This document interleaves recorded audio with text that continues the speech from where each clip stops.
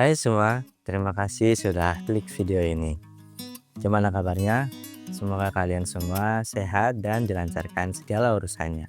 Oke, di video kali ini aku punya satu cerita yang mungkin bakal bikin kalian semua ikut gregetan. Pernah nggak sih kalian punya temen atau mungkin kalian sendiri yang mengalami suatu hubungan yang kalian rasa udah toksik?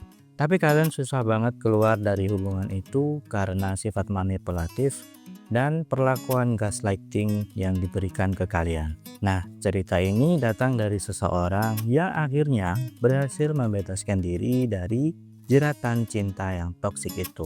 Ini tentang bagaimana cinta yang tulus bisa berubah menjadi sebuah belenggu, tentang gimana seorang kekasih yang menguras energi dan juga mental pasangannya sendiri. Oke, tanpa lama-lama, mari kita mulai ceritanya.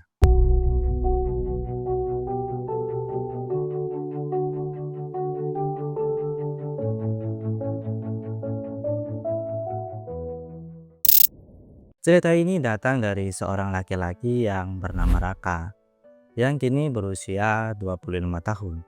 Ceritanya ini dimulai sekitar 4 tahun yang lalu saat Raka nggak sengaja ketemu sama Maya di sebuah acara kampus. Maya itu perempuan yang cantik, supel, pinter ngomong, dan punya selera humor yang nyambung banget sama Raka. Raka ngerasa nyambung dan langsung jatuh hati sama Maya. Dia ngerasa kalau Maya ini perempuan yang cocok untuknya. Setelah proses pendekatan yang cukup panjang, mereka berdua pun akhirnya berpacaran. Awalnya semuanya terasa begitu indah. Mereka saling menghabiskan waktu bersama dan hari-harinya dihiasi dengan momen-momen yang bahagia. Raka juga ngerasa hidupnya jadi lebih berwarna sejak adanya Maya. Raka juga bangga dan seneng banget punya pacar secantik Maya. Teman-teman Raka juga bilang, "Wah, pacarmu asik banget kah? Beruntung banget kamu bisa dapetin Maya." Raka pun membenarkan ucapan itu karena memang dia ngerasa sangat beruntung bisa dapetin Maya. Karena di samping itu Maya juga banyak banget diperebutkan cowok-cowok. 1 tahun pertama hubungan mereka, Raka masih sangat bahagia dengan hubungannya. Baginya Maya adalah segalanya. Raka jadi orang yang bucin banget sama si Maya ini. Sampai rasanya tuh dia mau berkorban apapun demi senyum dan kebahagiaan si Maya. Di sisi lain, Maya juga selalu ada dan selalu mendengarkan dan seolah tahu apa yang dibutuhkan sama Raka. Makin bucin lah tuh si Raka. Tapi, seiring berjalannya waktu, Raka mulai merasakan perubahan dari sifat si Maya. Awalnya cuman hal-hal sepele, sampai akhirnya Maya mulai menghabiskan waktu dengan banyak teman-teman laki-lakinya. Maya juga sering diajak keluar makan atau nonton. Bahkan Maya juga sampai pulang larut malam. Setiap kali Raka tanya ke Maya, pasti jawabannya, "Mereka kan cuma temen kak, kamu cemburuan banget sih. Kan mereka semua circle aku." Raka yang bucin itu ya akhirnya cuma bisa ngalah. Meskipun dia sendiri ngerasa nggak nyaman kalau Maya ini jalan sama cowok lain. Wajar nggak sih apa yang dirasain Raka? Kan si Maya ini pacarnya Raka. Tapi ya udahlah, Raka perhatian aja waktu itu. Masalahnya, Maya selalu kelihatan seneng banget setiap kali dia mendapatkan perhatian dari cowok lain. Bahkan, dia seolah menikmati setiap pujian atau perhatian ekstra yang dikasih teman-teman cowoknya. Gila nggak tuh? Setelah Raka sadar satu hal, ternyata Maya adalah tipe orang yang nggak mau kehilangan perhatian dari cowok-cowok lain. Meskipun dia udah pacaran sama si Raka, dia ngerasa cowok-cowok itu tuh sebagai fans yang nggak mau dia lepasin. Terus tahun berikutnya pun hubungan mereka mulai terasa menyakitkan untuk Raka. Kebohongan-kebohongan si Maya semakin besar dan mulai terang-terangan. Raka mulai menemukan bukti-bukti perselingkuhan dari cowok-cowok yang selama ini dia bilang sebagai teman. Ada chat mesra di HP Maya dari cowok-cowok itu. Harap diingat, bukan cuma satu cowok, banyak banget. Dan yang bikin sesek, Raka temuin foto-foto Maya yang lagi nggak berbusana, lagi berbuat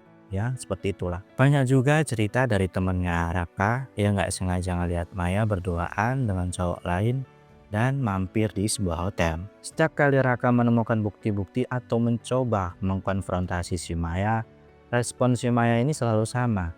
Dia akan selalu nangis histeris, menyangkal semua mati-matian, lalu membalikkan keadaan. Kamu itu nuduh aku selingkuh. Kamu gak percaya sama aku. Jangan-jangan kamu yang selingkuh, makanya kamu nuduh aku. Itu adalah kalimat-kalimat yang keluar dari Maya kalau dia terbukti bersalah. Sampai suatu hari Raka menemukan bukti yang gak bisa dibantah lagi sama si Maya. Sampai akhirnya dia nangis-nangis dan bilang, aku janji ini yang terakhir Raka. Aku janji gak akan ngulangi lagi. Aku cinta sama kamu.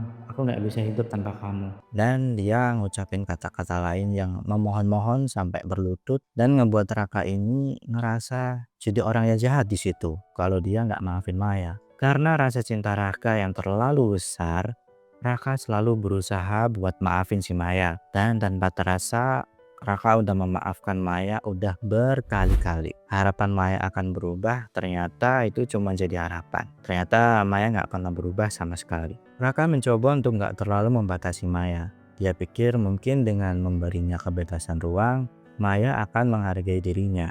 Tapi enggak. Siklus perselingkuhan itu terus berulang. Setiap kali Maya berjanji akan nggak mengulanginya lagi, Raka akan mencoba percaya lagi. Tapi setiap kali janji itu dilanggar, ada bagian dari hati Raka yang merasa mati rasa. Rasa sakitnya bahkan udah nggak kerasa lagi. Dia nggak lagi nangis, hanya ngerasa kosong dan hampa. Energinya benar-benar terkuras habis untuk menghadapi drama Maya yang gak ada habisnya. Raka udah gak bisa ngerasain lagi tuh bahagia di hubungannya sama Maya. Raka juga kehilangan teman-temannya karena si Maya. Raka menjadi orang yang selalu merasa bersalah karena sikap yang diberikan oleh Maya. Raka selalu mempertanyakan dirinya sendiri. Apa kurangnya aku? Kenapa dia selalu mencari yang lain? Apa aku kurang ngertiin Maya? Ya kurang lebih seperti itulah. Di sisi lain hubungan mereka pun sudah berjalan hampir 4 tahun. Tapi 4 tahun itu Raka udah mencapai titik capeknya. Dia sadar dia bukan lagi Raka yang dulu. Dia jadi Raka yang kosong. Seolah-olah terjebak dalam lingkaran perselingkuhan dan janji-janji palsu. Dia semacam lagi di penjara dan susah banget untuk keluar dari sana. Teman-temannya yang peduli sama dia ya akhirnya ngajakin ngobrol si Raka. Karena Raka nggak bahagia lagi kayak dulu. Mereka semua perhatiin Raka dari jauh meskipun mereka paham kalau Raka dulu lagi bucin ke Maya dan nggak diperbolehkan untuk kumpul sama mereka. Raka ceritain kalau dia udah mati rasa dengan perasaannya ke Maya. Cinta yang dulu menggebu-gebu kini cuma menyisakan rasa hampa. Dia nggak lagi ngerasain kebahagiaan yang dulu dia rasain. Dan juga Raka udah nggak bisa ngerasain apa-apa kalau lagi disakitin sama Maya. Terus temennya bilang, cinta itu harusnya bahagia bareng Bre. Kalau cuma dia yang bahagia, itu bukan cinta namanya. Iya sih, cinta itu seni menyakiti diri sendiri, tapi nggak gini juga kali. Dengar omongan temennya itu, Raka baru bisa mikir, benar juga apa kata temennya. Di sini cuma satu orang yang menderita. Dia nggak bisa terus lama-lama bertahan di hubungan yang udah toksik itu. Malam itu Raka akhirnya memberanikan diri untuk membuat keputusan yang sangat berat. Tapi dia tahu ini demi kebahagiaan dirinya sendiri. Raka akan mengakhiri hubungannya sama si Maya keesokan harinya. Lalu keesokan harinya Raka mengajak si Maya untuk bertemu di sebuah kafe. Lalu dengan suara yang berat Raka ngomong ke Maya, Mai, aku udah gak bisa lagi. Aku udah gak kuat sama hubungannya, udah gak bikin aku happy. Hubungan kita ini udah gak sehat. Kayaknya kita putus saja. Di situ Maya marah besar sama si Raka. Dia teriak-teriak, terus tiba-tiba nangis histeris. Dia mencak-mencak di sana, ngancem bakalan menyakiti dirinya sendiri, bahkan memohon dan mencoba lagi semua taktik manipulasinya ke Raka. Pokoknya situasi di situ tuh chaos banget. Tapi kali ini Raka udah mati rasa. Kata-kata dan air matanya udah gak lagi mempan. Raka tahu kali ini dia harus berani egois demi dirinya sendiri. Akhirnya Raka berhasil memutuskan hubungan yang toksik itu meskipun Raka masih sangat cinta sama si Maya. Awalnya memang gak gampang buat Raka. Dia ngerasa hampa, bingung, dan masih sering teringat bayang-bayang masa lalunya. Tapi pelan-pelan dengan bantuan dari teman-temannya Raka udah mulai menemukan dirinya yang dulu lagi. Dia mulai melakukan hal-hal yang dulu dia suka, yang sempat hilang karena adanya si Maya. Dan Raka belajar untuk mencintai dirinya sendiri dan gak lagi membiarkan orang lain mengendalikan dirinya atau menghancurkan hatinya berulang kali. Cerita Raka adalah pengingat bahwa cinta yang terlalu buta bisa menjadi sesuatu yang menyakitkan.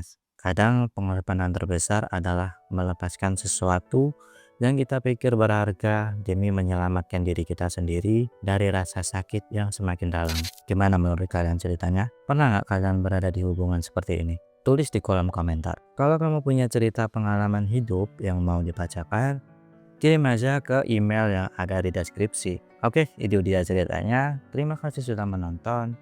Saya Lendra. Bye.